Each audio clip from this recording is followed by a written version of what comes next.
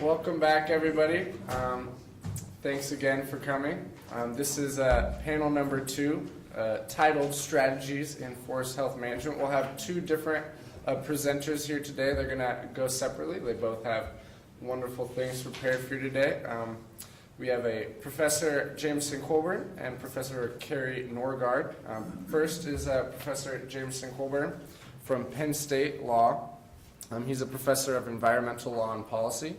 Before teaching, he was a litigator for the EPA, and he has over a decade of experience studying the National Environmental Policy Act, or NEPA, which he will be talking to you today about his most recent study on this. I'm not an environmental law student. I'm in the criminal law, so I'm going to let him tell you all about it, because I just know NEPA stands for something important.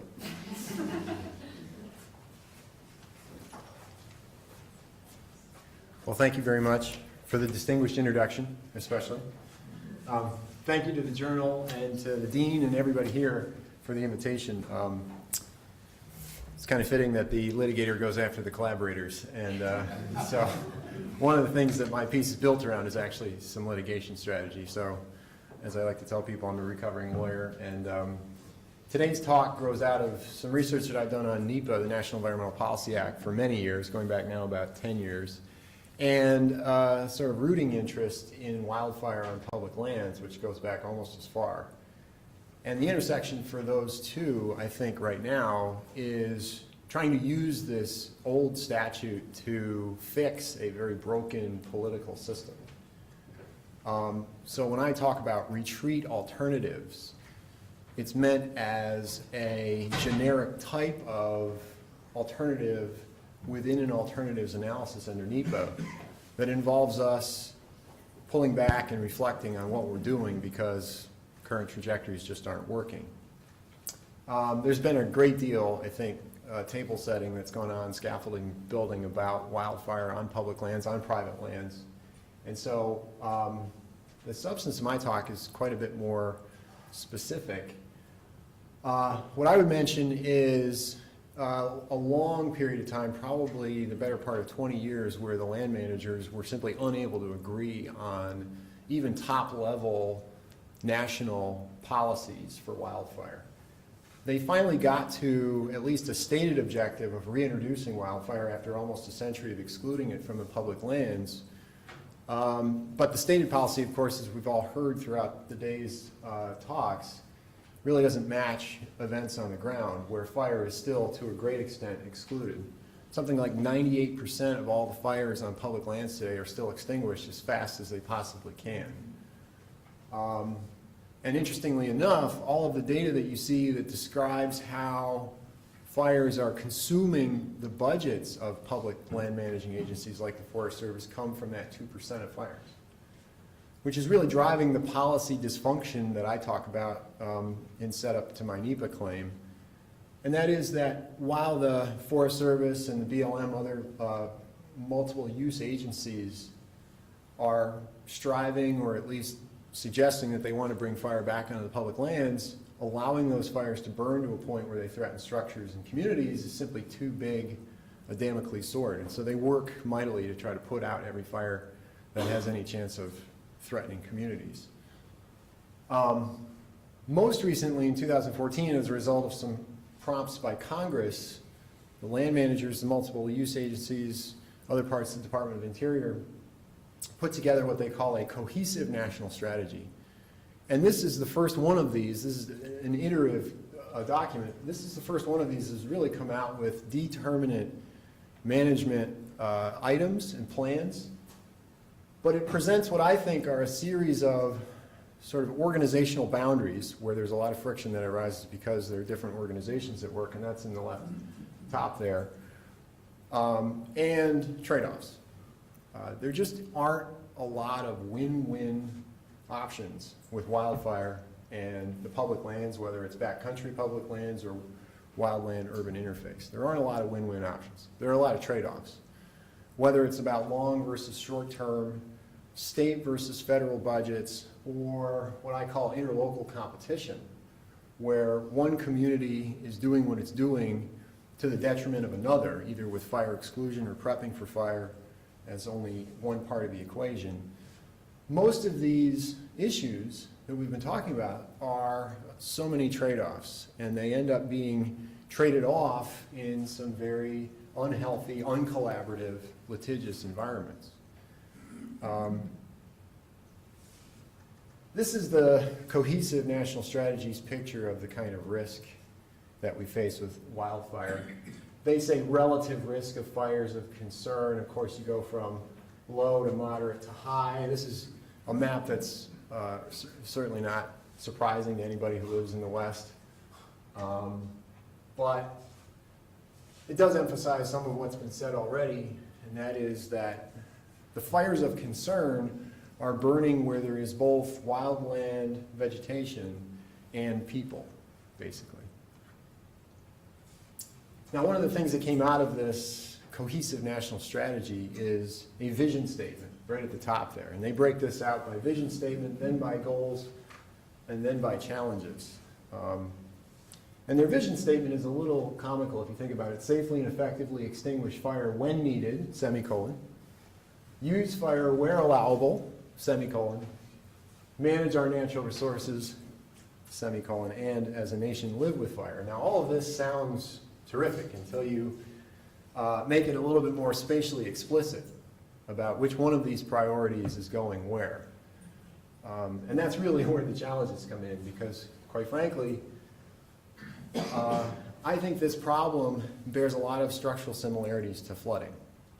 When I talk about amidst the catastrophes, the moral hazard of dealing with wildfire in the wildland-urban interface is very similar to the moral hazard that arises with the National Flood Insurance Program. The more people are made to feel as though they're insulated against the risk, the less the people who are best situated to avoid or minimize the risk are simply going to ignore it. And so I think that these kinds of problems are very similar. Of course, they're dealing with different threats, but from a social and a legal perspective, I think they're very similar threats. I only put this up here really to put all of you off of the idea that the National Cohesive Strategy is going to be very helpful. Of course, you have your three different national goals there, right? Restoration, fire-adapted communities, and responding to fires. And then they are broken out by national challenge types, and then ultimately management options. And if you've had the great misfortune of looking at all several hundred pages of the National Cohesive Strategy, you find out that most of these are not organized in any spatially explicit way. These are management options, and they come into conflict very quickly when you're talking about a real landscape in an actual place. Boulder County, or other parts of the Front Range, or now increasingly in even wetter places like Oregon.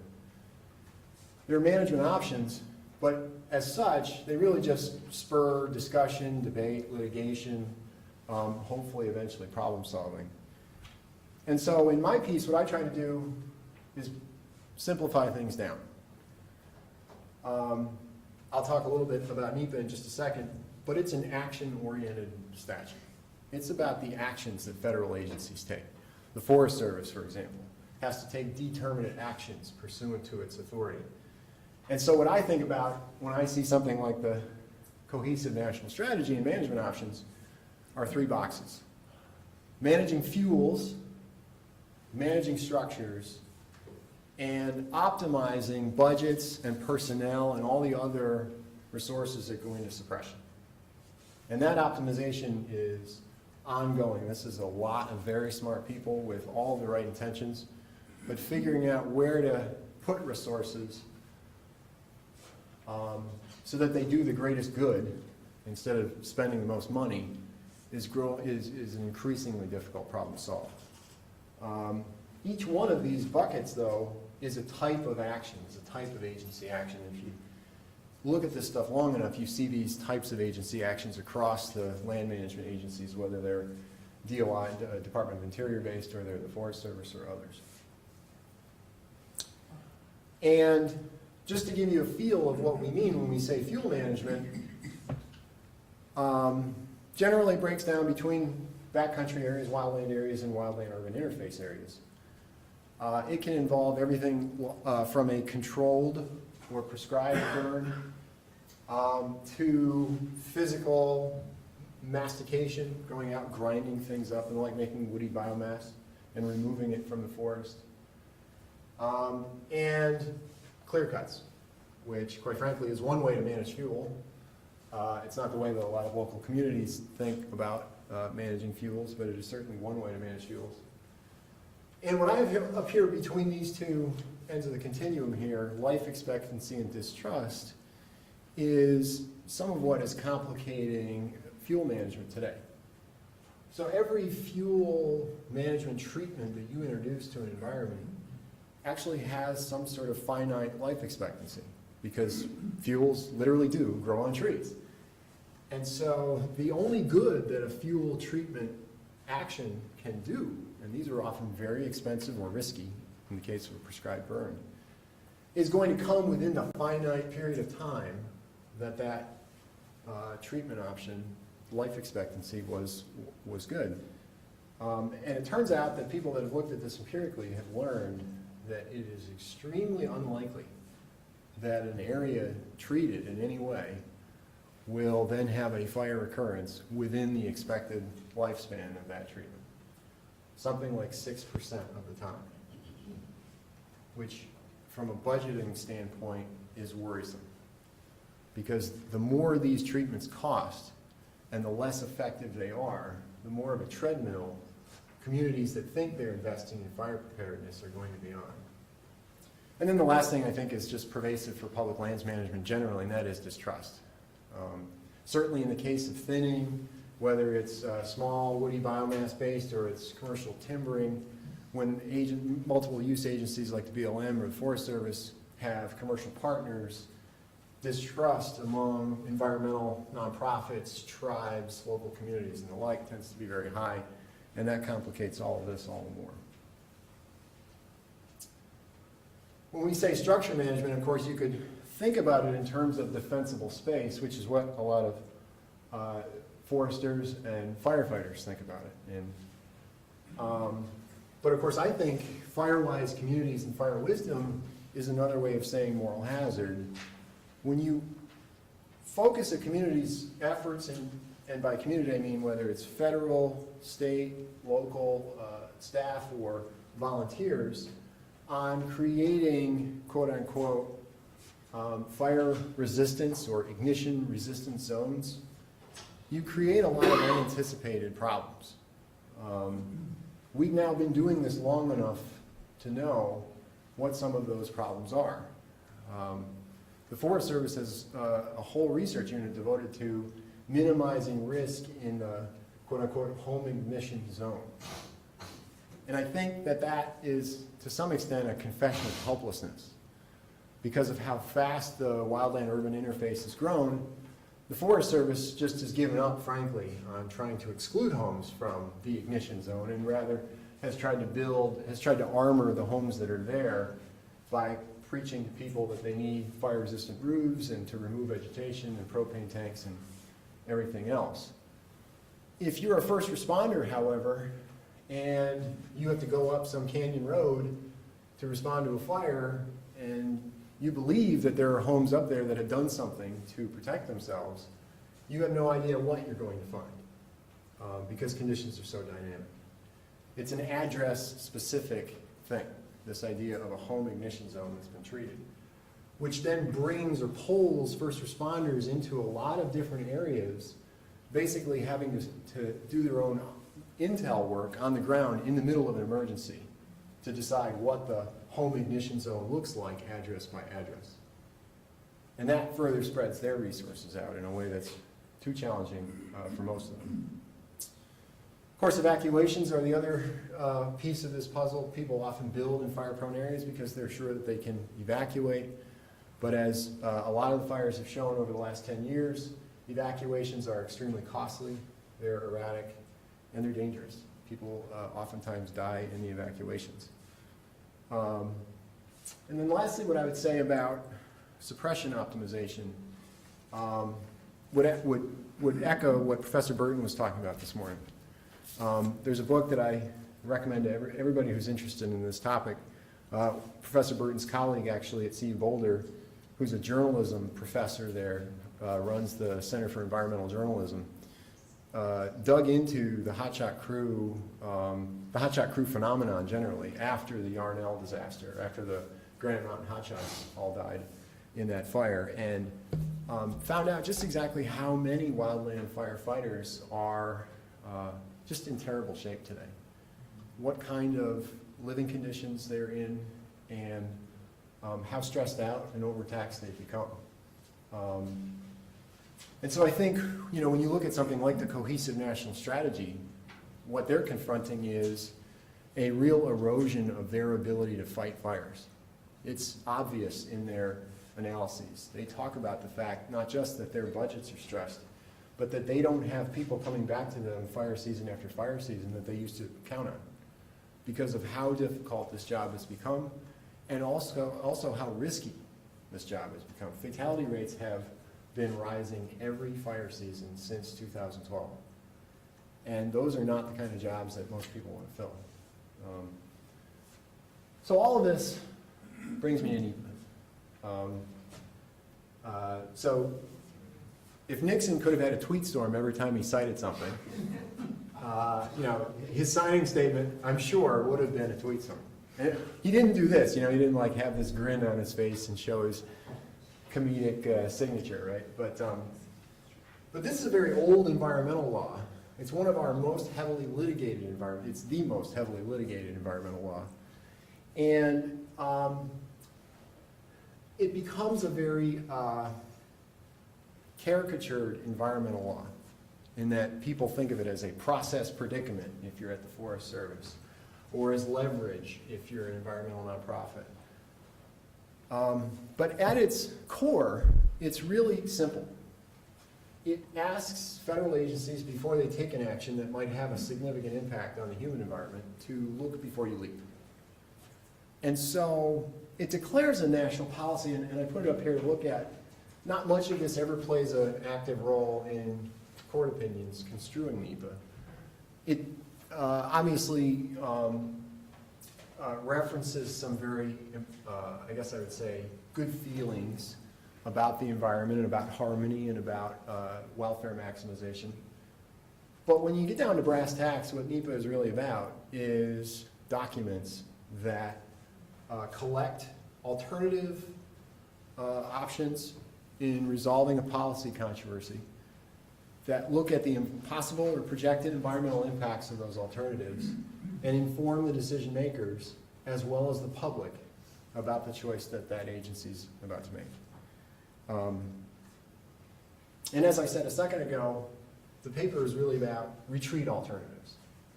And so I thought what I would do is try to clarify a little bit about what a retreat alternative is in my view. I come at this from a practical standpoint.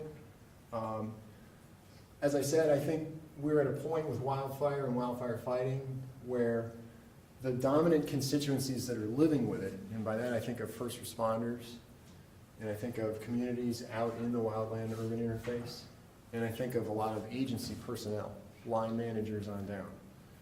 The people who live with wildfire as closely as they're living with it need to start expecting more, demanding more of leadership and of the general public. And that's where I see NEPA retreat alternatives coming in.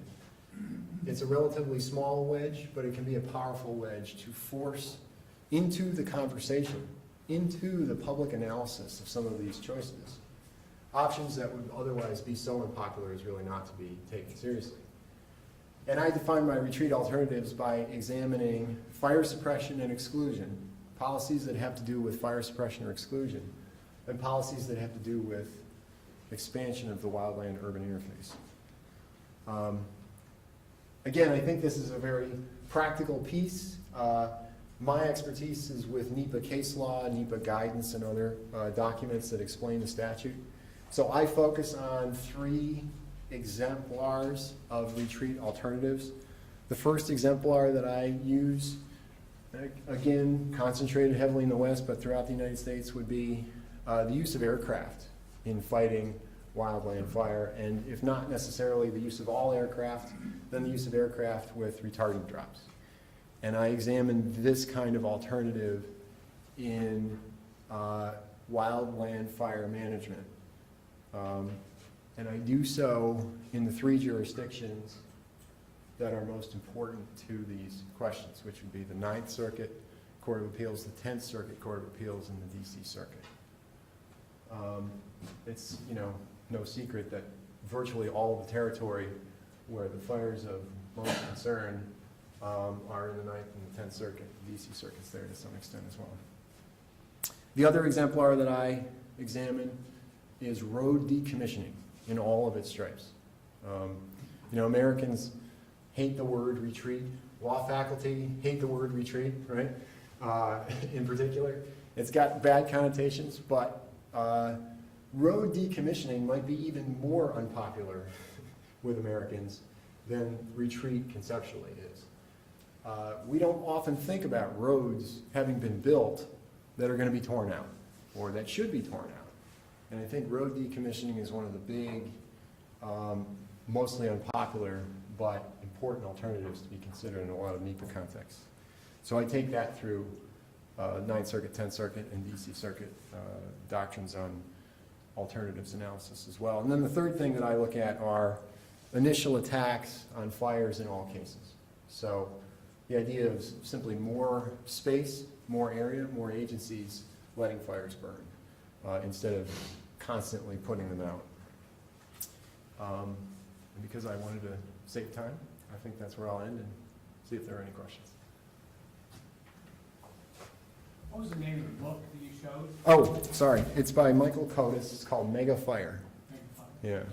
Like I said, it's almost a first-person examination of fighting fires and suppression.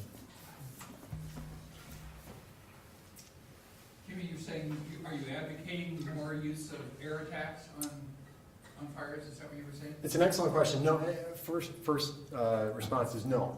I think a lot of questions have been raised about the cost effectiveness And the environmental impacts of and the environmental impacts of using retardant. Exactly. It's one of these things that I think a lot of people in the fire community know full well has very little evidence supporting it, but a great deal of public support. CNN drops, right? Yeah, exactly. Exactly. Seeing red, as they say. And for anybody that doesn't live with this issue as much, it's extremely costly, first of all, using aircraft. It's extremely dangerous. I read just recently that if you're fighting wildland fires, the risk of you dying increases tenfold as soon as you set foot in an aircraft or you know, any kind of aircraft, fixed wing or helicopter. So it's extremely costly, it's extremely risky to the people on the front line, and it's also bad for the environment in many dimensions. Jamie, so in light of that, you want to talk about road decommissioning then? Or are you thinking in terms of not fighting fires in the backcountry, so Yeah. to speak? Yeah. And if we don't use aircraft, then if we are going to fight fires, how are we going to get to them? Yeah. Smoke jumpers, principally. So people that are parachuted in, I think, is still an option for a lot of places. But what I've seen about road decommissioning in places like the FORFRI, what it's known as, the acronym escapes me, it's Band of National Forests across northern Arizona, is one of the things the environmental community wanted to push is removing backcountry roads, decommissioning them in a full way to keep people out. Of course, people are one of the big sources of accidental and or on-purpose ignitions. And it's also a way to decrease wildland-urban interface development. Right? So there are a lot of backcountry roads that are safely ensconced within Forest Service boundaries. There are some backcountry roads that are actually unhelpfully right along the boundaries of Forest Service units or BLM units, and these are the roads that eventually become development avenues. And so the environmental community in that northern Arizona example was really pushing hard for decommissioning a lot of roads, and the Forest Service, to their credit, used that as one of their goals for restoration. I didn't understand what you said about initial attack. It was your third thing, and could you explain that? Yeah, so, of course, the announced policy of even the multiple use agencies is to allow some fires to burn. And the question is which fires they allow to burn and how big they become before they start attacking them. It's hard to find an agency action where they would be changing this policy. That's really the big issue, I think, for a NEPA plaintiff seeking to challenge this or seeking to push an alternative that says we're not going to initially attack every blaze, we're going to hold back and wait.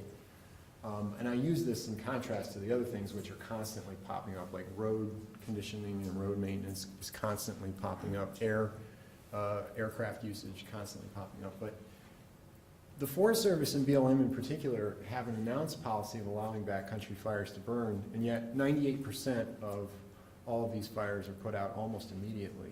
And I think as Professor Kiter pointed out earlier this morning, the Zinke Department of Interior just announced that they were going to take an even more aggressive approach to putting out every backcountry fire they could because it's a cost management strategy in essence. So I think one of the things that you would want is to force an alternative into a NEPA document that says we're actually going to let these fires burn until it becomes a structure protection issue.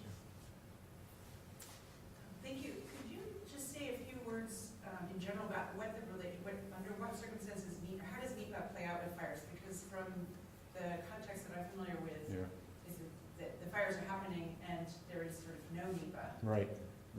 And then. Sure, absolutely. In general, you have two different kinds of NEPA documents. You have an environmental impact statement, which tends to be a very large document. It takes 2 years, 3 years, or more to generate it. It's very public, costs millions of dollars to prepare, and we see probably 500 of those at most annually. Interestingly enough, the Forest Service is one of the principal generators of environmental impact statements. They do a tremendous amount of this work. And they tend to use those at very programmatic or policy level decision-making, EISs. And where you see those, I think, are with land and resource management plans that individual Forest Service or BLM units are creating pursuant to statutory directives. And they'll have, within those LRMPs for their units, travel management planning. Of course, that has a lot to do with fire. They'll have fire suppression policies that go within them. So that's one opportunity, I think, for this to be addressed. They're all certainly going to be doing this now in response to the cohesive national strategy. We started to see the first generation of these plans come out responding to the cohesive strategy. The other type of NEPA document that you see a lot of, many more, in fact, about 50,000 a year, is what's known as an environmental assessment and finding of no significant impact. And these can be everything from a very small project level decision to somewhat larger decisions. And so a typical EA FONSI from the Forest Service or the Park Service would be pertaining to a given road or a given fire break. Oftentimes what you see the Forest Service do is go out proactively and create a fire break because fire season's coming and the community's in the way and they think the fuel situation is bad. So it tends to break down between those different types of NEPA documents. But you're absolutely right. In real time, as a fire is burning, there are no NEPA documents. It's really more of an anticipation of the inevitable that you have to be working on here. Your point about the fact that a lot of the fuel treatments the agencies are doing are extremely unlikely to interact with fire during the brief period that they may be effective. Yeah. And that's something that the agencies seem very unable or resistant to wrap their head around.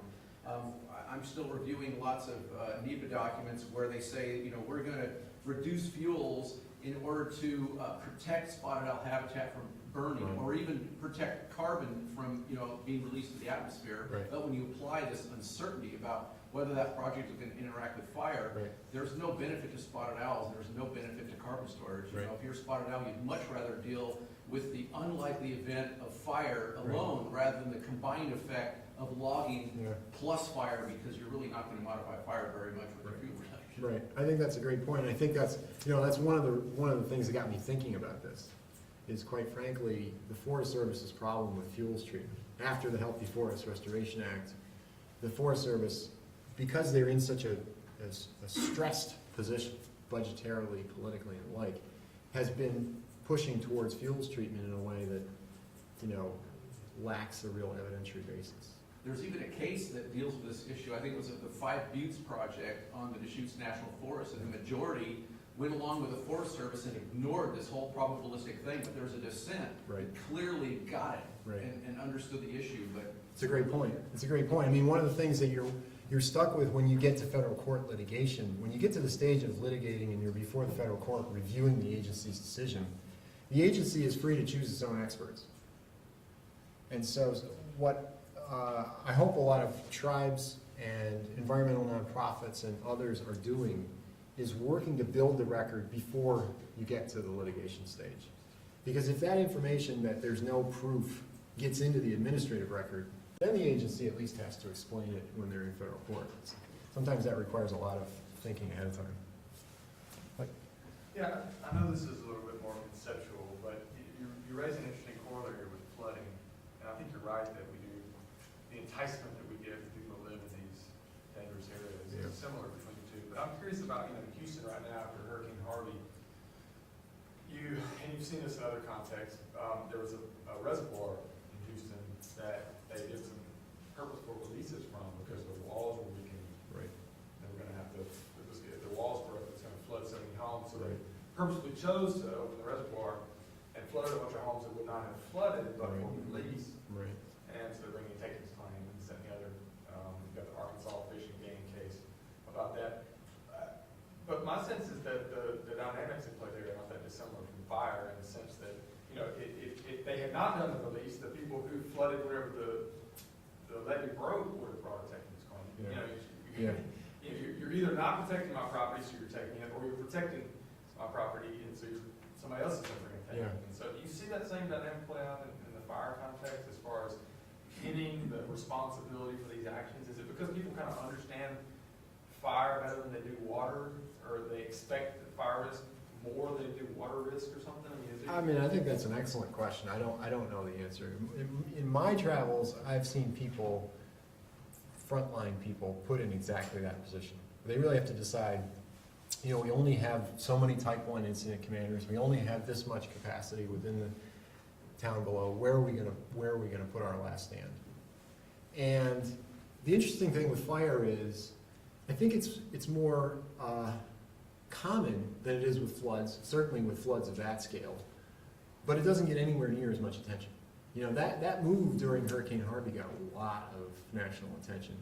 But it happens all the time that you have places like Fort Collins or Colorado Springs where there's an actual interface, there's an actual boundary, I should say. There's the city, and you could concentrate all your firefighting resources right at that line and just write off the people that built up in the canyon.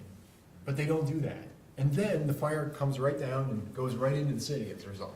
Do you see takings cases at all?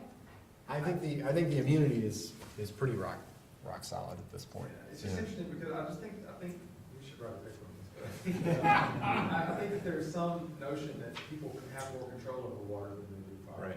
I think that leads to a lot. You're pushing the button that's releasing the water. Well, I can see Fire why. is just something- I mean, I will say I can see why that psychology takes hold, because fire, for anybody that's been around it, a fire that at 9 a.m. is completely under control, when 40-mile-an-hour winds change direction, becomes this threat to your whole city. And But the I'm not wind sure blowing. that people think about it correctly because a hurricane that has a low pressure system that comes in and drops 50 inches of rain. Yeah, it nobody stops could have right there. expected that it would sat there for 4 days. I mean, it's the same type of uncertainty, Yeah. but still the flood control managers get pinned Yeah, for the causation in a way that fire maybe don't. I just think Right. it's a key question. yeah, no, I agree. When you put your retreat up there, there was an article in the Washington Post a couple weeks ago, I think, published in our paper about buying lands back from people. It was on Harvey and on Katrina, the one up the East Coast. Yeah, How people are selling back to the government these parcels. And it seems like we should be doing something yeah, with these communities like this. Because, the land is probably worth a lot less than the structure is. So if Right. the structure's gone, right, maybe even putting those in insurance policies. right. We pay you once, but we don't pay you to build on the same place again. I think that's a fascinating question. I think that's one of those tools that a lot of, whether it's on the Wasatch Front or the Front Range in Colorado, a lot of those communities should be considering. Because it's interesting, after, Colorado had its 2012, 2013 season, Oregon's having 2017. It's interesting how some of those subdivisions build right back immediately and some don't. And so who better, it certainly won't be people like me in Pennsylvania who know which ones to buy back. It'll be the local communities that know where to target in order to minimize the footprint, right? I couldn't agree more. Well, what Boulder County did after the 4 Mile fire was they went from having zip in the way of mitigation regulation to having the toughest ones in the state. And so as a result, it costs about twice as much to rebuild in 4 Mile Canyon as it would have without those regulations. Yeah. And so a lot of the folks that got burned out, they just took the insurance and ran. They took it and What's the ran. point? Well, and that would address the takings liability too, because if you change the law going forward as opposed to putting retroactive duties in effect, you can often defend against takings challenges more easily. Right, now people are building houses up that look like bomb shelters, Are in-holdings, are they a big problem, or, for roads and fire control, things like that? Is that a big problem or a little problem? I think it's a little problem. I would defer to Professor Kiter. I think timber companies abutting, the adjoining timber company land adjoining national forests is probably a bigger problem than in-holdings, but that's just a guess. I think that's generally true. And then there are issues about access to in-holdings. Right. Right. It's difficult to ensure that there actually is a right of access all the time, or a particular type of access.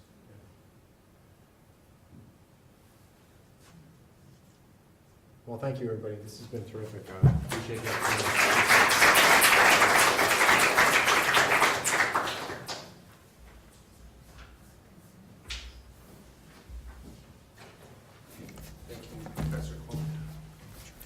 Thank you to everybody who engaged in questions and active discussion. That was fun to watch. Next up is Professor Kari Norgaard. She is a professor here at the University of Oregon. She teaches sociology and environmental studies, and she's done a ton of research on how these two areas intersect. I won't get into all the different types of research she's done, but in the past, as it relates to fire, she in 2014 published a paper called The Politics of Fire and the Social Impacts of Fire, Exclusion on the Klamath. And she's going to present today a little bit on one of her current researches, which is environmental justice for the tribes in the Klamath. That was wrong. That's one of her current researches. I'm not sure that's what she's going to talk about today. Thank you. Sounds like we got to quickly load up my present. Oh no, it is here. Oh, it is. And I will just say, I would have been really happy to continue that last discussion. So there's a little bit difficult segue for me personally, thinking back to the Klamath. It's sort of, again, communities that are really on the ground doing things to be very proactive and make a difference. And actually, I remember the other question I wanted to ask you, which was about that 6% fuels treatment. Anyway, how it was figured out. My starting joke is some years ago I was attacked by Rush Limbaugh and folks because I was studying people who were in denial about climate change, so I decided I better change track and study people who are not in denial about climate change. So anyway, so I, we had that, there was earlier in the day, there was that little interchange about the South and how people don't understand what it's really like in the South. And I am sure that's true because I've spent most of my time living in the western part of the U.S., but it was wonderful to hear, especially from Vicki and Jennifer, having been this very week working on fires and then bringing and talking about what they're working on here into this room. And as they were speaking as well, I was like, oh, you just don't know what this place is like in terms of the remoteness and in terms of the political conflict and the struggles that are being overcome in this community, and also in terms of fire on a not daily but certainly yearly basis. The way that this community lives with fire and the politics that surround the decisions that get made around fire and all of these things is very urgent, very, very urgent. So I want to talk a little bit, there's a few slides that will be somewhat similar, but I also think that I am not Native, I'm not Karuk, I've been working with the tribe for maybe 15 years, and the things I'll talk about mostly, if I can learn from many of the people here. Bill Tripp, who had the closing quote from Jennifer and Vicky's presentation, Ron Reed, my long-term collaborator, Frank Lake, and Leif Hillman, who's the director of the Department of Natural Resources and its founder. And let's see, switch. The things that I've been learning from the last decade and a half working there, I think it's the discourse around the invisibility of Native people in this country and the lack of understanding about, for one thing, the ongoing presence of Indigenous people as living practitioners who are holders of an incredible amount of traditional knowledge, and people who have used fire in this place here, and in the Klamath Mountains, just across the California border, is really hard to understand. In the dominant culture, there's not a lot of information about that. So when I first began working there, even though I came through probably one of the more progressive public schools in the United States in Berkeley, California, I had learned almost nothing about the reality of the amount of traditional knowledge that people have, its incredible relevance for today in light of climate change, and especially when we think about what's happening with fire now. Here in Eugene, if I hadn't been so tired of doing too many other things, I really wanted to write an op-ed when all the smoke was happening about the smell of colonialism, the smell of climate change, because there's a lot of we think about what's happening today in terms of all that fire buildup. It's from as people in the room seem to share, the sense of failed fire policies, but fire policies which have been enforced and continue to be enforced through very militaristic ways. So I'll go through the next couple slides a little bit quickly, just to emphasize that there is a long history of tribal management, the idea of fire as medicine, that it's very prevalent in the culture and in the language that fire is catastrophic.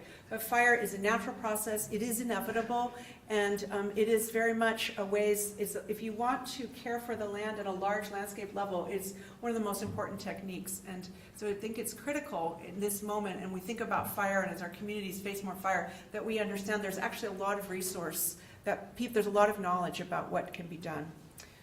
And so just a few, again, things have been mentioned already, but in terms of what 3/4 of traditional Karuk foods, or perhaps even more, have been enhanced by fire in a very intentional way. When settlers came to this continent, it was very abundant. It was very abundant. And that was because people had so much sophisticated knowledge about how to care for the ecology of the place. So here's bear grass. Kathy McCovey holding her bear grass skirt, people burning for bear grass. And again, the importance of fire, that it's very hard to get rid of. Fire is dangerous. There's no question about it. And we have to figure out how to interact with it in a way that's feasible, that's where communities can thrive and survive, and other beings as well. But the Klamath Mountains in particular, and many other areas, but this is the area that I'll speak about and which I'm more familiar with, have been fire adapted. There's a very frequent low-intensity fire. I really appreciated that statistic. About only 4% of the fires in the Klamath area in the last 2 years have been high severity. In fact, high severity fire is really important too, because high severity fire is one of the things that brings lots of debris into creeks, which is really critical for salmon habitat. However, so despite this long history of using fire in a proactive way over large areas of the landscape, certainly in the Klamath area, when the Forest Service was established, this idea of fire exclusion, which was really enforced. And so you can see the whole quote up here, but this is a letter written in 1918 from the Orleans District Forest Ranger recommending that if people be shot for setting fires. And this is a level of, this is again, as Vicki in particular spoke to, a very important cultural practice, ceremonial use of fire, all of these kinds of things. One of the primary ways that tribes cared for other species, they consider their relations. And yet this is the level of intensity. So fire is still very, very political in this part of the world, as it is everywhere. So the fire exclusion that's happened over the last century and more has led to really radical ecological changes. You've seen multiple pictures here this afternoon, and very significant for food species and so forth. And we can think of this, and I'm working on a book chapter right now, that's the idea of fire policy actually as a vector of colonial violence, so that it continues into the present, because the politics and the struggles, as you'll hear, as you've already heard and you'll hear a little bit more, are so significant. I should say Kari Aboriginal Territory is about 1.5 million acres, and they are the second largest tribe in California, so there's a lot of ignorance that's not coincidental about indigenous peoples here, but you are fortunate to have at least 2 Kari tribal members in the room. Here today, we have Asia Conrad in the back is with, will be participating in fire training in Trex and is a firefighter. So this is a really important, a very significant part of the world, even if you might not be hearing about it in the news a lot. So fire exclusion has been a really big deal, and when the discussion was had about getting stuff into the literature, and so that people could say there's no what the record looks like when things go to court. There's a lot of discussion about the dangers of fires, and they're there and they are real, and the political conflicts that have around fires. But fire exclusion is also has major impacts to communities. Obviously, in the sense of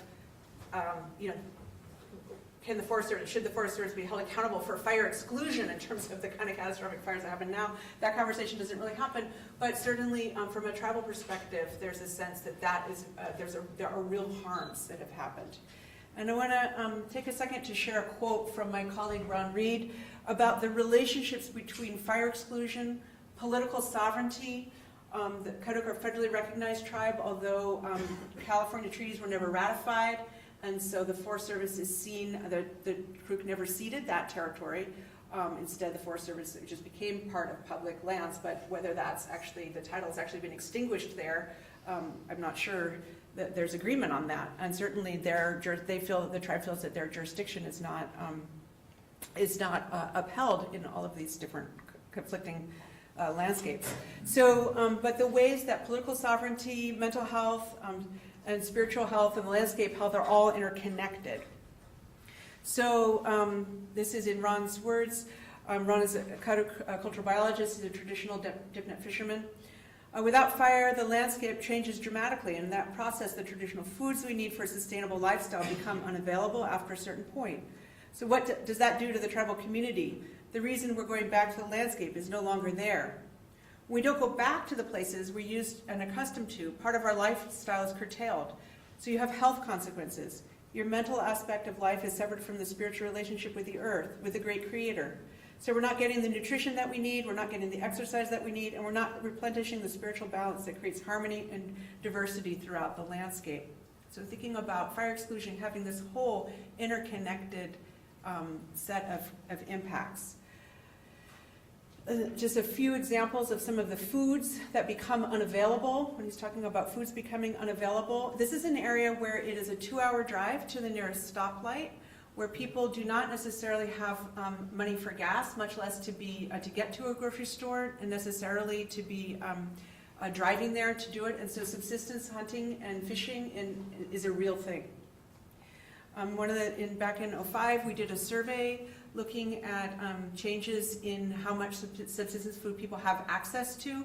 And again, there's a lot of things. You saw just the one image of the very thick underbrush, and Vicki and Jennifer spoke about the difficulty of accessing places in the forest.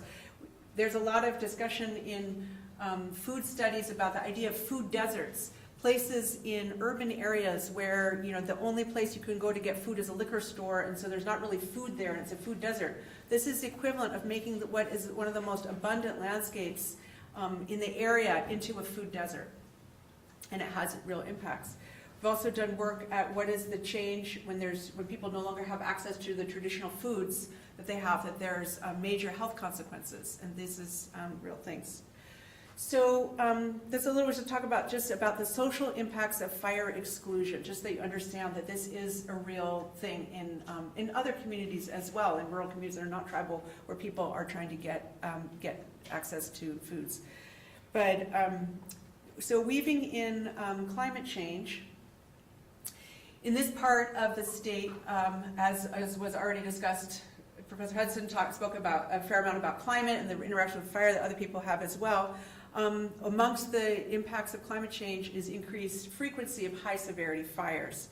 This is fire map from the state. Apologies that citation is cut off, but you can see in the northern part of the state up to 4 times more frequent predictions of fire. This is an image, let's see, if it's like 2014 fire, I believe, where it was a pyrocumulus cloud, which this whole big fire, this whole cloud of fire went and set 4 different fires off at great length. So different kinds of fire behavior. The increase in the intensity and frequency of high severity fire is a real thing, and it's a very serious thing. However, it is not only this sort of natural effect of fire that's happening. There's this intersecting terrain of what has happened before the fire, how much of it is climate change, and what happens during the fire, the kinds of activities that happen which can create further risks themselves, and then what happens after the fire in terms of long terms. And all of those things pose risks for the community and have issues in terms of tribal management and species. So from the perspective of Karuk DNR, it's important to be thinking of that together, not just fire behavior as some inevitable thing, but fire behavior in the context of why it's happening, both from climate change and past management in particular places, and then how is that fire going to be handled, and then what's going to happen in the future, salvage logging being a particularly contentious issue, as was mentioned before. So I asked that question about NEPA because one of the things that here on the ground is how when there are regulations or when fires are happening, a lot of the environmental review goes out the window, and things are happening, and the tribe's ability to interface and have sort of what would be otherwise protections for important species or places is traction there. So firefighting impacts can be as damaging or more damaging than a fire itself. And let's see, it suddenly stopped working. I don't know why. But you know. Oh, your battery is very low, 7%. So I'll just, she'll fix this for us, or I could have done that. But you have to maybe give me a cord. Yeah, I don't think we have a cord. Okay, well maybe 7% will be enough. Okay. Hopefully 7% will be enough. So there's this very interesting political moment, basically, that's happening now, which the success of the WKRP and all of those acreage that's being burned, and the ways that the Trex is happening, and all these things is a symptom of this awareness, increasing awareness from fire ecologists, from forest practitioners, and from fisheries biologists as well, of the importance of tribal burning and the presence of tribal knowledge about the use of fire. And again, that fire is many different kinds of fire, and that there's many different ways to utilize it. But even with that, I mean, you mentioned the 98% of fires are put out. It's very, very difficult when a particular thing happens, even with all of the knowledge and all of the costs of fire suppression, to actually have fires to be used, to put fire on the ground for cultural burning, or what's going to happen with how fires are going to be handled when they occur. And some of those are regulatory barriers. And I just have want to say one thing specifically about climate change and tribes in general, because one of the things that Cuttock Tribe is, I believe, being very clever and successful about is thinking about what is the strategic opportunity of this moment. There's a lot of interest, there's a lot of awareness of all the fires that are coming, a lot of awareness of climate change, and there's an increasing awareness of the problems of fighting fire, the cost of fighting fire, and the possibility of using cultural burning in a proactive way before that knowledge is no longer as accessible. Native peoples in the United States and around the world have been talking about climate change for a long time. And it is only because of racism and colonialism that those voices are not taken more seriously. And I certainly know many people in this room have been doing work in this area. But Native people also have been on the forefront of thinking proactively about what to do and how to do it. And I certainly see and am proud to be doing the work with the Cuttock Tribe because I believe they are very much on the forefront of proactive work around climate change. So one of the things we've been working on specifically recently has been through creating climate assessment that is focused on fire. We've just gotten funding from Department of Energy to do a larger grant to do a climate adaptation plan. And it is focused specifically on fire. And part of the idea of it is to get around some of these regulatory barriers of the unbelievably expensive and cumbersome NEPA and change the background forest plans and so forth that would to reflect the reality that it is a fire adapted forest and the fact that fire has the potential to be medicine and very important in healing. And so I'll say a few things, and I'm try not to go too quickly, but what we're focusing on in this adaptation plan and the vulnerability is we're just starting the adaptation plan, but the vulnerability assessment is complete. It is available online. It's Cuttock Climate Change Projects. It's a very interesting website with a lot of the work. There's a lot of videos and those kinds of things describing the work that's been done and being done. And so we focused it on vulnerabilities to particular traditional species of traditional food and cultural use importance, around vulnerabilities to tribal program infrastructure, and vulnerabilities to tribal sovereignty and management authority in light of fires. And certainly the species of concern, it's worth noting that the way that Cuttock people relate to species is not only in an economic sense in this sort of way of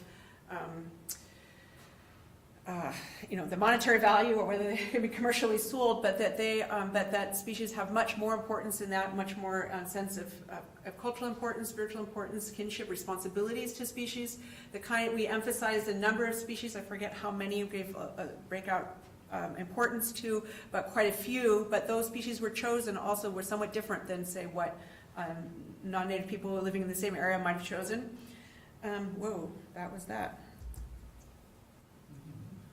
I don't know if Emily's even in the room, but it looks like she might not be. So I think I'll just say a little bit about each of those things. You won't get to see as many pretty pictures, I'm sorry. But that basically there's vulnerabilities to different species, and that those vulnerabilities happen not only from the fire, which on the Klamath, even when in particular, we know that there's an increase in high severity fires happening now, but on the Klamath, the jury is out in terms of how much of that is from climate change and how much is from fire suppression. They are so intertwined, and I don't know the particulars of that in other places. But so when fires happen, the vulnerability is not just from the fire as some sort of like natural, inevitable background thing, but it's also then from how it's dealt with, fire retardants, fire lines, all those kinds of things. Matter tremendously for the kinds of impacts that may have for tribal use species and tribal program infrastructure as well. It's like on the one hand, the Cuttock Tribe has a fisheries program, it has a food security program, it has a road decommissioning program. They have many, many different programs within the Department of Natural Resources. And when fires happen, it's a strain across all of those. And so what happens to program capacity when fires happen and the vulnerabilities that are there, and then vulnerabilities to sovereignty. So in the mix of climate change happening as well, there's all kinds of outside interest in fires management. There's all kinds of outside interests. I had a slide about the Constitution, which shall apply to all the lands and territories, all the people and species within the Kuduk territory. And yet there's the Forest Service, there's 2 different forests that are there. From the tribe's perspective, that's not been ceded, that the treaties were never signed. And so there's all of these other non-native interests that are operating in their territory and making decisions that have to be negotiated with constantly. And Jennifer is clearly very thoughtful and wonderful, but not all of the, it's an issue, and there's a lot of history, and part of why the WKRP is so incredibly important is because there's been such tension, and also it is a lot of tension as well, even though Six Rivers has been much, there's been less tension with Six Rivers National Forest. So as this whole terrain changes, the whole legal terrain changes, tribes can easily be left out again. So my colleague Kyle White talks about how, in the non-native world, there's a lot of sense of, and Kyle White is a Potawatomi philosopher at Michigan State University, that there's a lot of fear about what climate change is going to bring in the future. But he says, we are already living in our ancestors' dystopia now. And so for Native peoples who've been fighting to retain relationships with species and all of these things, the 500 plus years of European settlement contact has been this whole process of dystopia, and climate change is only one of the latest pieces of that. But Native people can be further, their rights and ability to do what they're trying to do and care for the world can be even further eroded in the context of climate change by actions of non-native agencies in all of these different ways, including climate planning, fire policy planning, and all these things. Okay, so that got shorter, given that that went away. So I don't know. I'll close there. I guess I had my last slide. Besides a acknowledgement slide for funders and so forth, was a slide from my friend and colleague Ron Reed, and I think I can remember what it says, which is just that we take climate change can be a strategic opportunity, and sort of we have something to offer, and we believe people are ready to hear what that is, and we hope that's true. So that's my closing quote from Ron. So, okay. Sure.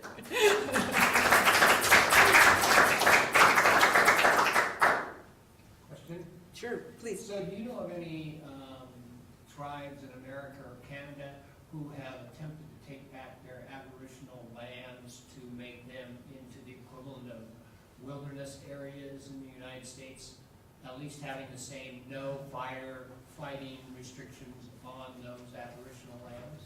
Well, so the idea of wilderness areas is not, because that's sort of an idea of a place where people were not, but you're referring specifically to the fact that fires... To the fire policy. The fire policy that applies there. Wilderness areas. Well, I mean, certainly many tribes have control over what's happening on reservations. Kind of do not have a reservation. They were, so they don't. This tribe is unfortunate in that they don't have Yeah. ceded rights, but other tribes throughout Canada or North America that have More control. done some sort of fire, allowing fires to burn on their own indigenous lands. And you two might be able to speak about, for example, Hoopa in particular, or Asia. Who allow fire? Yeah, I mean, because they don't have the same restrictions. They definitely are the main controllers of when there is fire, whether it's their own prescribed fire or wildfire on their lands. And they have their own wildfire programs that they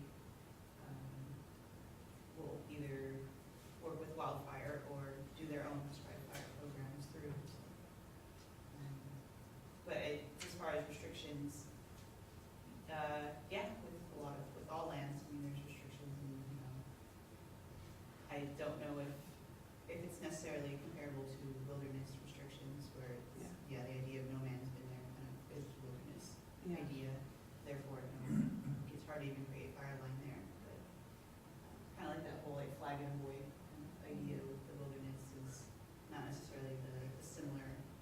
is slightly different than the tribal view of maybe like these areas might be really needing fire. Yeah, I mean, I don't know if you could hear Vicky's sense, but so the Hoopa are right, the neighboring tribe to kind of, and they do have more, they have a reservation, they have much more say over their fire policy, but even, I mean, so there's an active management of fire there, but it's not necessarily, it's gonna look, I'm sure it looks very different, and, yeah. Well, there is a thought that you can't go from no fire for 100 years and then just let fires burn, you know, helter Sure. skelter. You really have to kind of get it back Sure, to more natural condition, probably through prescribed burning. yes, To reduce the fuel levels. sure, So, yeah, I understand that. yeah. And I just learned yesterday that the tribe received, I didn't look at the details, but another major grant that will go into their fire program, and Bill Tripp, who is a fellow on the far left at the very beginning of the screen, has a very specific vision about how, you know, how they would like to have fire managed. So, Great. yeah. Please. Just a point of clarification, wildfire suppression is actually not prohibited in wilderness areas. It's like grazing and, you know, mining claims. It's one of those exceptions where it's not practiced in the same way typically. It's up to the discretion of the fire managers, but, you know, and often they do let fires burn in wilderness areas more so than other areas, but they have pretty much the full suite of tools available to them. Well, yeah, you're right, Doug, especially if the fire's gonna break out in the wilderness area and threaten structures and that sort of thing, they'll go in. But typically on the west side of Cascades, if it's not that sort of fire, they're letting it burn, and that's what many of the fires are this year. I think this idea of fire as medicine, Mm-hmm. as part of the traditional ecological knowledge, is really powerful. And not just in that it's an oppositional culture, but in that it might help all Americans understand fire reintroduction. Mm-hmm. And certainly if tribes have knowledge of fire reintroduction within traditional ecological knowledge, going back centuries or further, you know, this is something that the Forest Service generally, BLM, other land managers, I would think, would be vitally interested in. And there has been, I mean, I would say that there has been, and now there's like, you know, somewhat of a regulatory issue, but can I put you on the spot to say something about Trex? Just sort of like what it is and what's happening, because there is, and Bill Tripp was on part of the, I know you didn't like the National Cohesive Strategy, but he was part of writing it from the Cutter tribe, and, but yeah, I mean, it sounds like it was way too long, also, I agree, I look at it, I'm like, but yeah, I mean, I think that's true, and I think it is shifting such that, and it is, I think, the sense that it can be medicine, that, you know, that part of the discourse of, you know, this colonial narrative is that, you know, there were no people here, or they were just doing who knows what, but not a real understanding that there's in-depth knowledge systems that still, you know, they've been impacted, sure, but there is still a lot of knowledge here still, and that's needed now, I think. So the Trex is a exchange. Can you say a little bit about what it is? Because it's been happening for several years, and people come to. Well, I mean, my own personal experience, I participated 3 years ago, and I'm Asian, by the way. Kari's my advisor, that's why she's picking on me, putting me on the spot. But I'm from Bar, which is right next to Orleans, with Vicky, all those beautiful pictures you guys have been seeing in the last few presentations. So Trex is like a collaborative, it's a prescribed training exchange program, and my first year, I don't know, Vicky could probably speak to it more. She's like more involved in like kind of the logistics, but just overall, it's to bring good fire back to the land. There was multiple agencies, federal, state, tribal people involved. There was a lot of international participants.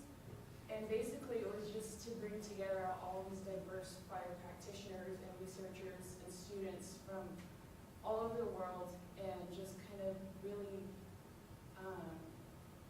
just, I don't know, collaboratively putting our heads together to talk about our various like experiences and backgrounds with fire, and I don't know, And there's trainings on doing there's prescribed burning trainings, too. And it's like, kind of like you were just saying though, your question kind of got me thinking like, it's a learning experience. This whole idea of bringing good fire back to the land is not just like, we have this pretty picture painted and we're just like the perfect example for, you know, it's a complex process and it's very experimental.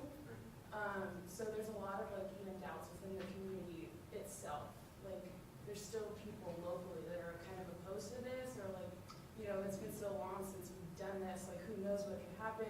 People have like their own experiences with fire. A lot of like every summer, it's just like an inevitability on the Klamath River. So it's a lot of like, I'm gonna let Vicky talk. And I I'm sorry, I liked that point that you made about a lot of people who, it's like one's wearing things still, and you smoke levels and stuff, like it's not like the popular thing really, it's with a lot of people still, like nobody likes smelling smoke or breathing smoke all summer, and I think that's one of the things about treks is that, kind of, since part of the side-effective fire exclusion is not seeing regular prescribed fire in your area, and I think one of the things through treks that Asia was kind of mentioning was mentioned that I was just thinking of is that it kind of shows the community that there's safe ways to put fire around them and becomes like a normal thing again, which is part of the bringing fire